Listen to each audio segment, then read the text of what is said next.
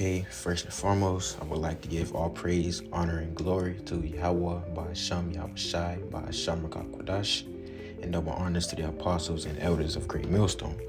And today we'll be covering Daniel 11 verses 13 and 14. But before we do that, a recap on the previous verse in Daniel 11 and 12. And when he hath taken away the multitude, his heart shall be lifted up, and he shall cast down many 10,000s, but he shall not be strengthened by it. Now, this is going into how, Ptolemy the Fourth, Philopator affected us, Israel, when it says right here, and he shall cast down many 10,000s. Those that he cast down were us. After he defeated Antiochus III, gaining rule over Kuwait, Syria, during that Fourth Syrian War. But as it says, but he shall not be strengthened by it, right? Because after Ptolemy IV defeated Antiochus, he pretty much just let him retreat instead of pursuing him and actually going to defeat him, like, completely. Which gave him a chance to do what? We'll see in verse 13. For the king of the north shall return. This was, let me read it first. For the king of Daniel 11 verse 13. For the king of the north shall return, and shall set forth a multitude greater than the former, and shall certainly come after certain years with a great army and with much riches. Now it says, for the king of the north shall return. This was Antiochus III the Great. After losing the Fourth Syrian War, he retreated, bettered his army. He made some alliances, and then he returned when he saw the perfect opportunity. And when he returns to go to war, moving into that Fifth Syrian War, the king of the south that he faces, it was no longer Ptolemy the Fourth Philopator, but it was actually his son, Ptolemy the Fifth Epiphanes. And shall set forth a multitude greater than the former, right? Because, he left, he made some moves, and increased his army. And shall certainly come after certain years with a great army and with much riches. Right. So now let's read more into that Fifth Syrian War.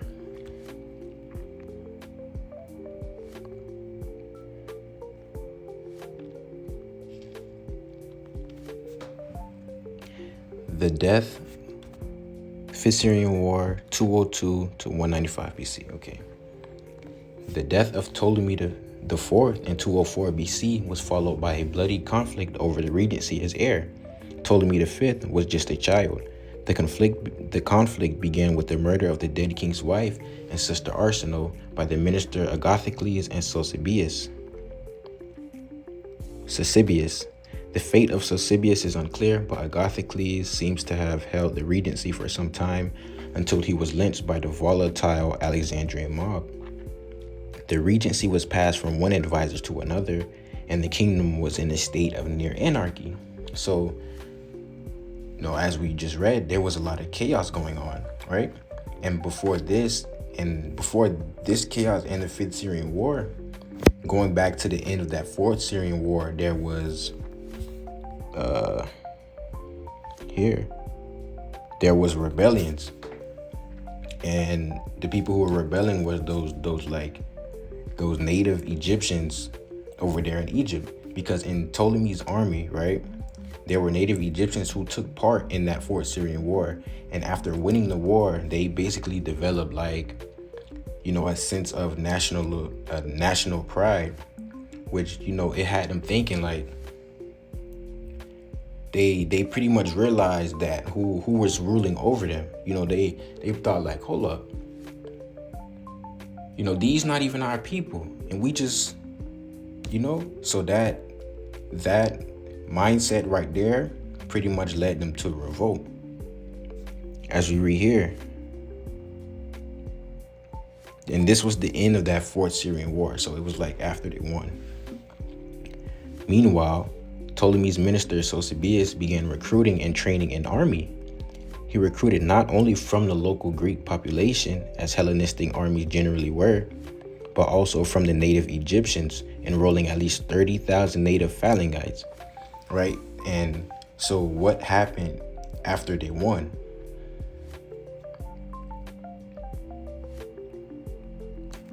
Ptolemy's victory preserved his control over Kual Syria, and the weak king declined to advance further into Antiochus's empire.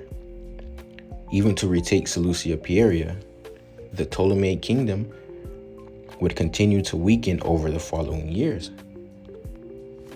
Going back to verse 12, what does it say? And when he hath taken away the multitude, his heart shall be lifted up, and he shall cast down many 10,000s, but he shall not be strengthened by it. As it says here, his kingdom continued to weaken.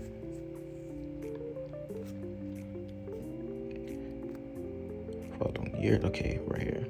Suffering from economic problems and rebellion, nationalist sentiment had developed among the native Egyptians who had fought at Raphia.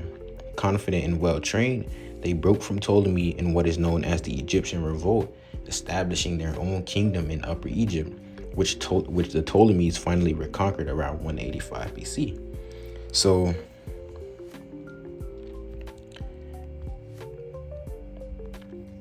after the Fourth Syrian War, Ptolemy IV dies, and then that's followed by what? A bunch of chaos.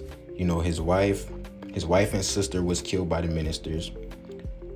His son, Ptolemy V, can't even rule because he's too young, but amidst that, you had the revolts. So the minister who did become regent ended up being killed by the citizens. Seeking to take advantage of his turmoil, Antiochus III staged a second invasion of Kual Syria, which is what we read in Daniel 11:13. For the king of the north shall return, and shall set forth a multitude greater than the former, and shall certainly come after certain years with a great army and with much riches. So what Antiochus III did was he waited, saw the perfect opportunity, and then, he came back, he spun back.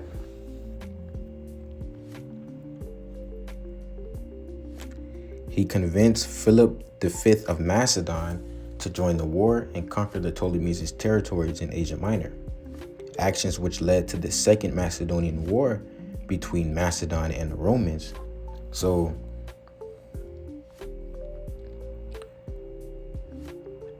for the king, going back to Daniel 11 verse 13, for the king of the north shall return, this was Antiochus III, and shall set forth a multitude greater than the former, right? Because not only did he increase his army, but what, as we just read, he made an alliance with Philip V. So, he brought another army on top of his army,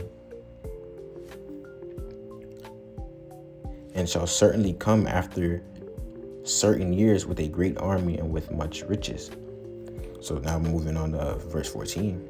Daniel 11 verse 14, and in those times there shall many stand up against the king of the south, which at this time was a child Ptolemy V Epiphanes. And you had all these things, going on around him, dealing with Antiochus III coming back. Not only did he come back, but he came back with Philip V, and then you had what was going on in Egypt around him with the revolts and things of that nature. So, but now let's see, what deal did Antiochus III make with Philip V? Like, why did Philip even agree to ally with Antiochus? What was he promised? So, Antiochus III.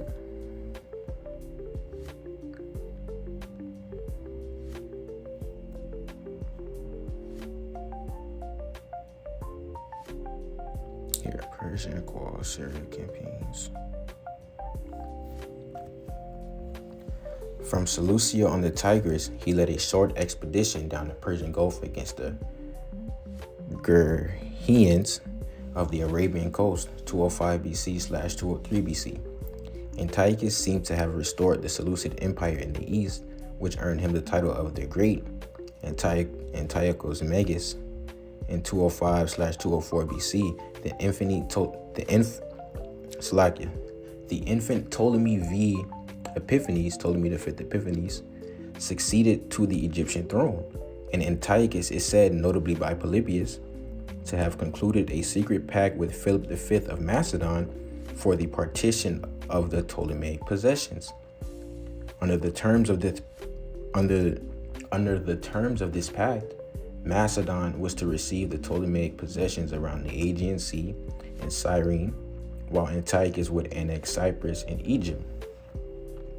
So, right, because Ptolemy, the Ptolemaic kingdom, I guess, empire, they held more area than just Egypt. They had, let's pull up the map. See here. Now, Philip V is over here in Macedon, right? And he was pretty much promised the Ptolemaic possessions over here in the Aegean Sea. And, you see some islands, parts of Asia Minor, and Cyrene, which is over here. Now, Antiochus, who was over here, he was pretty much just coming to clean up the rest. Egypt, he was finna come take Egypt, Cyprus, this island here, whatever was left over there in Asia Minor. He was pretty much just coming to take everything else.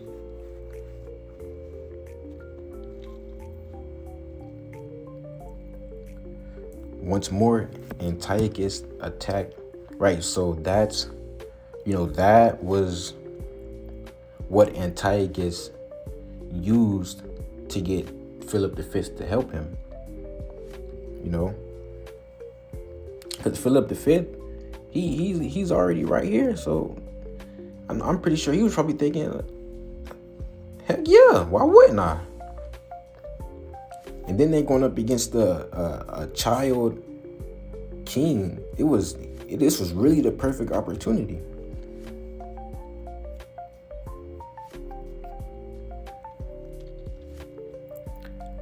Once Antiochus attacked the Ptolemaic province of Kuwar, Syria, and Phoenicia, and by 199 BC, he seems to have led possession of it before the Aetolian leader Scopas recovered it for Ptolemy.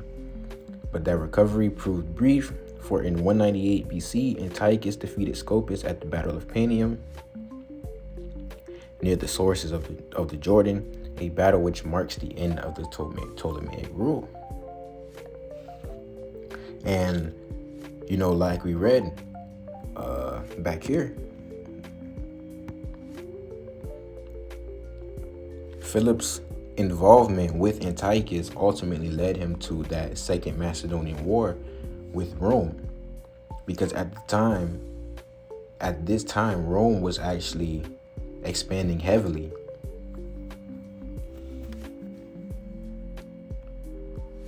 Philip V of Macedon.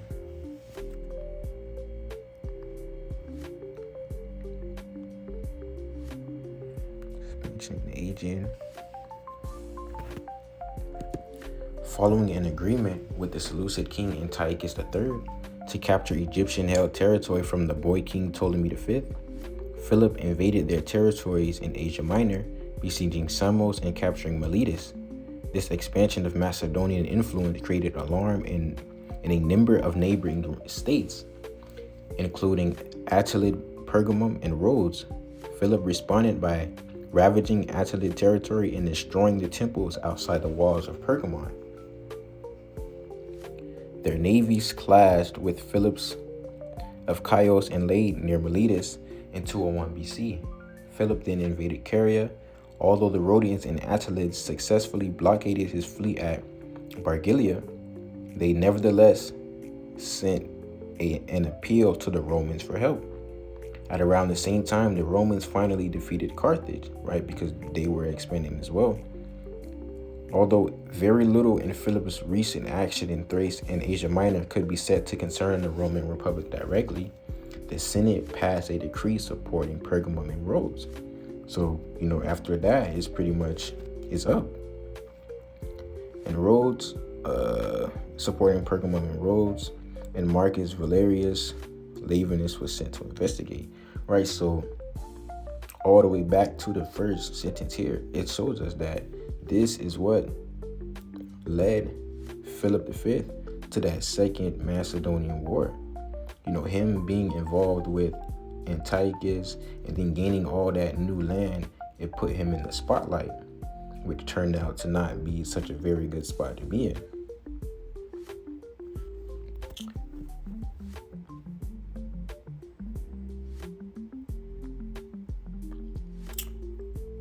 So, going back to verse 13, for the king of the north shall return and shall set forth a multitude greater than the former, and shall certainly come after certain years with a great army and with much riches. This was Antiochus III coming back to go to war with Ptolemy V, which was that Fifth Syrian War, in which he partnered with Philip V to do so, which is why in verse 14 it says what? And in those times there shall many stand up against the king of the south. But continuing on, also the robbers of thy people shall exalt themselves to establish division, but they shall fall. Now it says the robbers of thy people. And we have to remember that Daniel is the one who's receiving this vision. So this thy people is who? It's the Israelites, Daniel's people. And the robbers of Daniel's people is going not only into those wicked / sellout Israelites, but there were people and individuals who actually robbed the temple, which is where we're gonna cover that in the book of Maccabees. But before we get there, Jeremiah 7:1, message at the temple gate.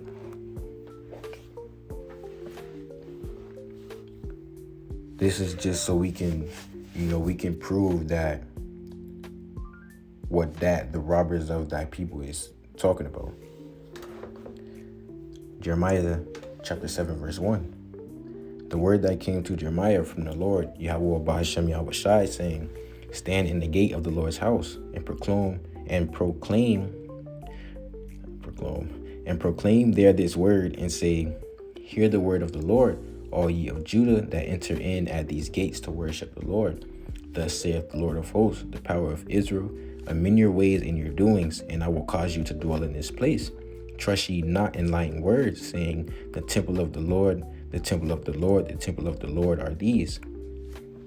For if ye thoroughly amend your ways and your doings, if ye thoroughly execute judgment between a man and his neighbor, if ye oppress not the stranger, the fatherless, and the widow, and shed not innocent blood in this place, neither walk after other gods to your hurt, then will I cause you to dwell in this place, in the land that I gave to your fathers forever and ever.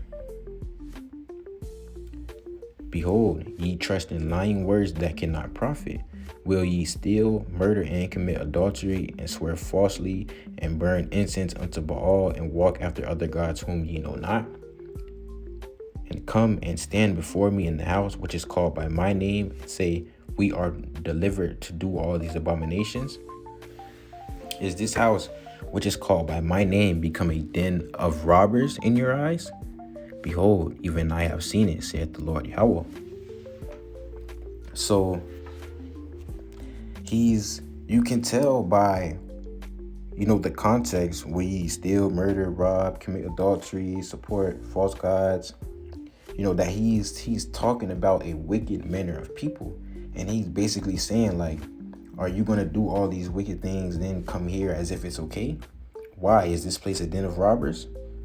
So he's referring to them as robbers, not only in the stealing sense, but in the sense of the wicked acts that they were doing.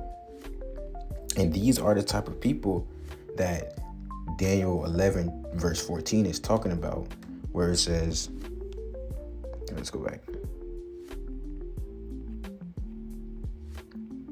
where it says here, also the robbers of thy people. But it's also talking about the people we're going to read about in the book of Maccabees. The people who were trying to exalt themselves, and the people who were actually, robbing the temple.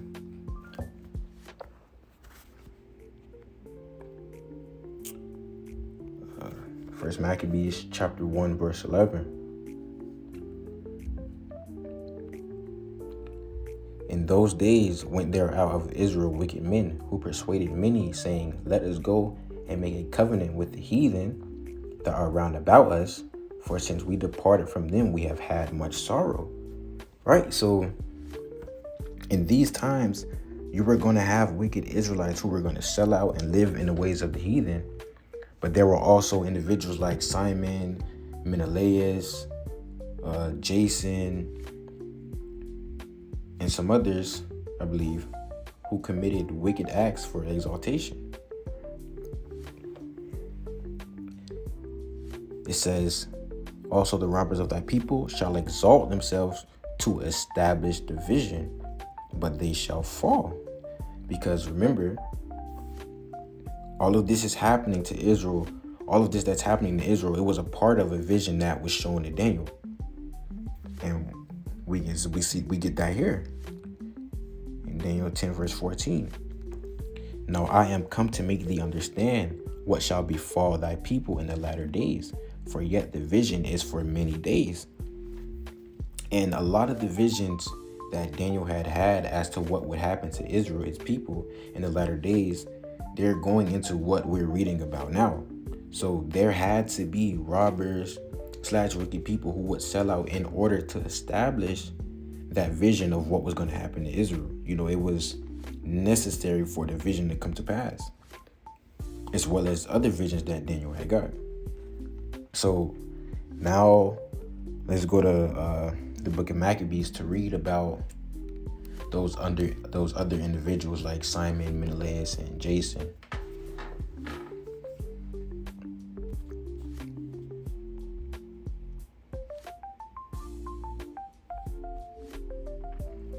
Second Maccabees chapter 4 verse 1.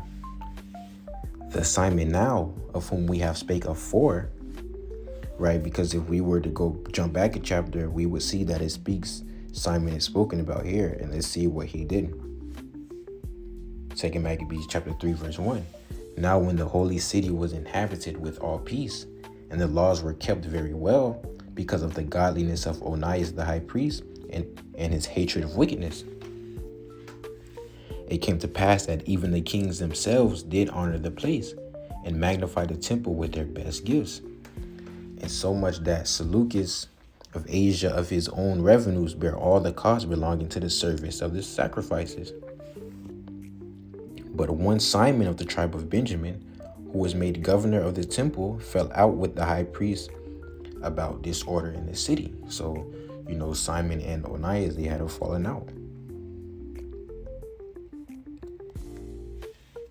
And when he could not overcome Onias, he got him to Apollonius, the son of Thracias, who then was governor of Seleucia, which is Cool Syria, and Phoenice, Phoenicia, and told him that the treasury in Jerusalem was full of infinite sums of money, so that the multitude of their riches, which did not pertain to the account of sacrifices, was innumerable, and that it was possible to bring all into the king's hand.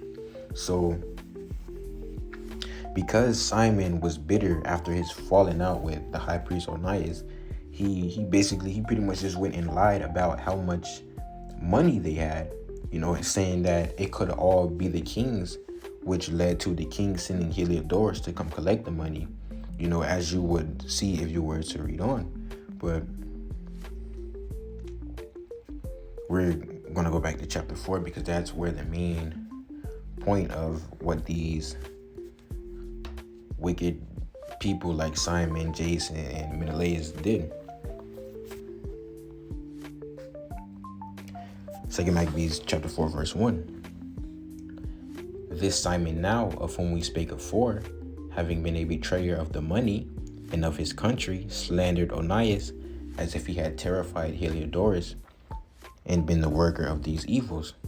Thus was he bold to call him a traitor, that had deserved well of the city, and tendered his own nation, and was so zealous of the laws. But when their hatred went so far that by one of Simon's faction murders were committed, Onias, seeing the danger of this contention, and that Apollonius, as being the governor of Seleucia and Phoenice, did rage and increase Simon's malice. He went to the king, not to be an accuser of his countrymen, but seeking the good of all, both public and private.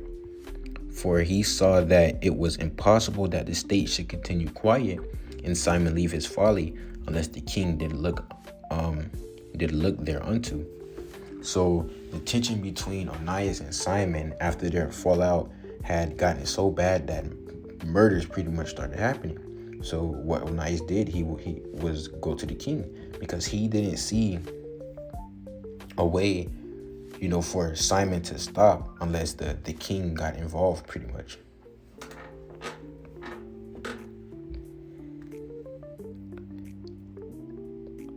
But after the death of Seleucus, when Antiochus, called Epiphanes, took the kingdom, Jason, the brother of Onias, labored underhand to be high priest. So Jason, he wanted to exalt himself. He labored underhand to be the high priest. So, he did what? Promising unto the king by intercession 360 talents of silver, and of another revenue 80 talents.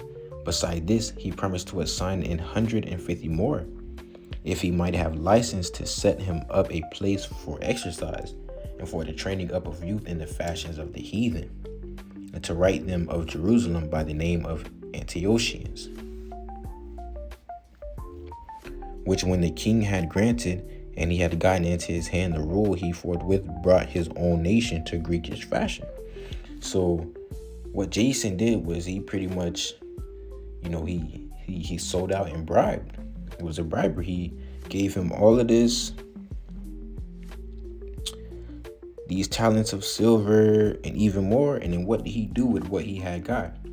It says here, he forthwith brought his own nation to a Greekish fashion. So after he got what he pretty much paid for, bribed the king for, he started moving in the ways of the heathen, following their ways.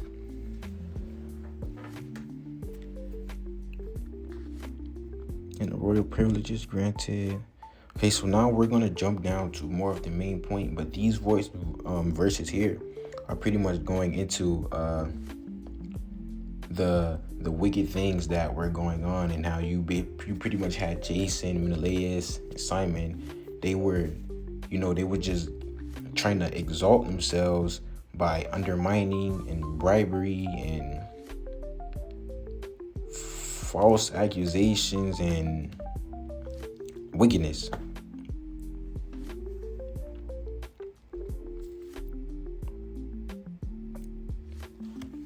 Verse 42, chapter 4, 2 Maccabees chapter 4, verse 32. Now Menelaus, supposing that he had gotten a convenient time, stole certain vessels of gold out of the temple. That sounds like a robber to me. Even though he wasn't the only one, there was others with him. He was just the mastermind behind it. So, as said in Daniel 11:14,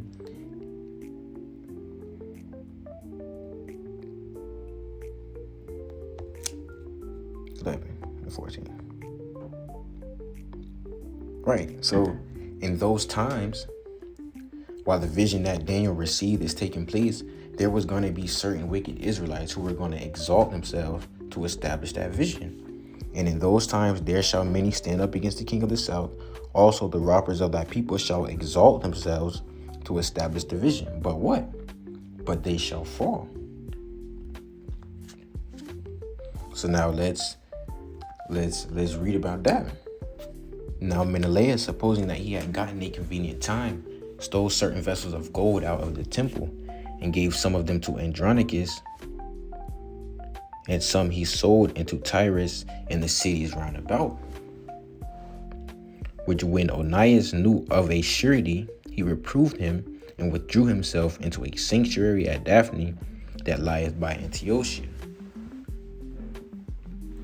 So you see, Menelaus, he stole out of the temple, and now he's giving it away, selling it in means of trying to exalt himself.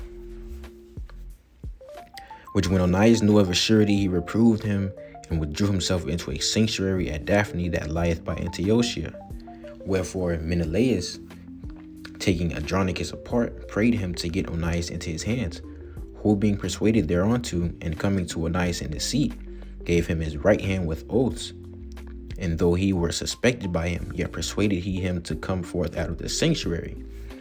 So Menelaus pretty much called Andronicus over. Yo, see if you can get Onias to come out of the sanctuary for me. However he persuaded him to do that, he did it. But even though Onias, Andronicus came to Onias and Onias suspected it, Andronicus was still able to persuade Onias to pretty much leave the sanctuary. And once he did, what happened?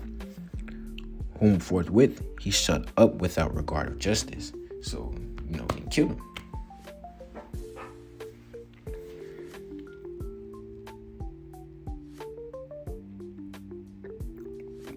For the which caused not only the Jews, but many also of other nations to great indignation, and were much grieved for the unjust murder of the man.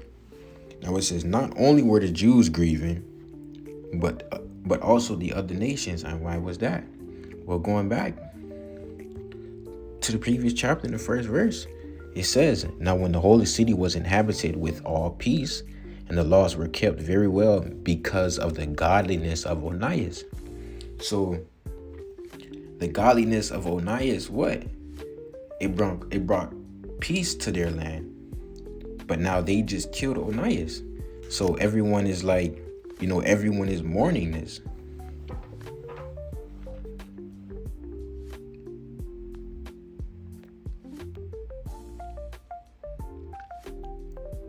Right, for which cause not only, okay. And when the king, verse 36, and when the king was come again from the places about Cilicia, the Jews that were in the city, and certain of the Greeks that were abhorred the fact also complained because Onias was slain without cause. Therefore Antiochus was heartily sorry and moved to pity, and wept because of the sober and modest behavior of him that was dead. And being kindled with anger, forthwith he took away Andronicus his purple, and rent off his clothes, and leading him through the whole city unto that very place where he had committed impiety against Onias, there slew he the cursed murderer. Thus the Lord rewarded him his punishment as he had deserved. Also, this Lysimachus that we're going to see coming up right here in the very next chapter, this isn't the same Lysimachus from Alexander's generals, his Diadochi. These are two completely different Lysimachuses. Verse 39, now when many sacrileges had been committed in this city by Lysimachus with the consent of Menelaus, and the fruit thereof was spread abroad, the multitude gathered themselves together against Lysimachus, many vessels of gold being already carried away. So right here it says, now when many sacrileges had been committed in this city by Lysimachus with the consent of Menelaus. So Lysimachus is over here stealing vessels of gold and robbing the temple and such, but Menelaus pretty much put him to it. He's the mastermind. But continuing reading, whereupon the common people rising and being filled with rage, Lysimachus armed about 3,000 men and began first to offer violence. So he threw that first fist. He's seen how the people, like it says, the multitude gathered themselves together against Lysimachus. He's seen how pissed off the people were when they see them, and they seen that their vessels and stuff are being stolen. They're gonna wanna attack you. But Lysimachus is like, nah, before they all attack, I might as well attack myself. And he threw that first fist. And began first to offer violence. One Araunus, being the leader, a man far gone in years and no less in folly. They then seeing the attempt of Lysimachus, some of them caught stones, some clubs, others taking handfuls of dust, that was next at hand, cast them all together upon Lysimachus, and those that sat upon him. Thus many of them they wounded, and some they struck to the ground, and all of them they forced to flee. But as for the what? But as for the church robber himself, going back, the robbers of thy people, as for the church robber himself, him they killed beside the treasury.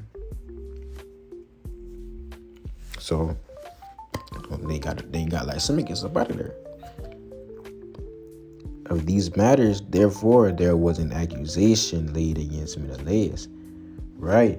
Because what do we see before? Lysimachus, with the consent of Menelaus, he did what?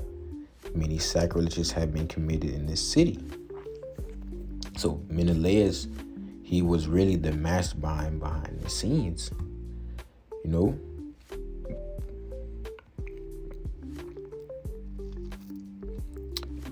And yeah, that's pretty much the point. So with that being said, I would like to once more give all praises, honor, and glory to Yahweh, Ba'asham, Yahweh Shai, Ba'asham, Rakak Wadash, and double honors to the apostles and elders of Great Millstone. And Lord willing that this video was edifying in some way, shape, or form. And Shalom.